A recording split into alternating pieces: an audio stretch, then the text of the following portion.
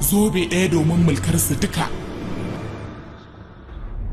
Ɗaya bayan ɗaya 'yantattun ƙasashen tsakar duniya sun faɗa ƙarƙashin ƙarfin zobe, amma da kwai wasu da suka yi bara'a.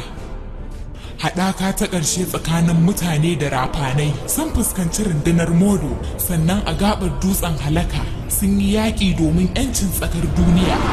Ka shiga zuwa website ɗin arewanishadi.com domin kallon fina-finai fassarar Hausa wanda ba za ka same su a kan YouTube ba.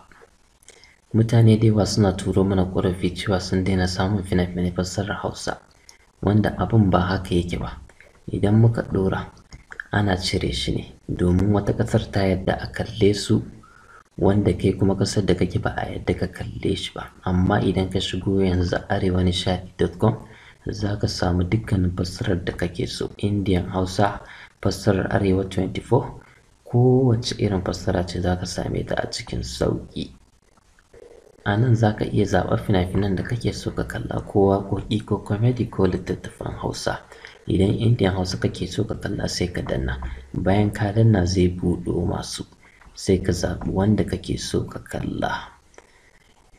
Yadda za ka kalli fim a cikin wannan website ɗin shine nan. Da farko za ka danna alamar fim ɗin da kake so ka kalla. Bayan ka danna za ka ga ya buɗo ma shi haka. Za ka ga hoto za ka fara gani a farko, a ƙasan hoton za ka ga an sa sunan fim ɗin.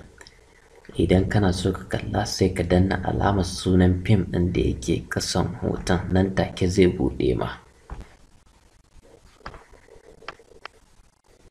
Bayan ka danna sunan fim ɗin zai buɗo ma, sai ka danna alamar play.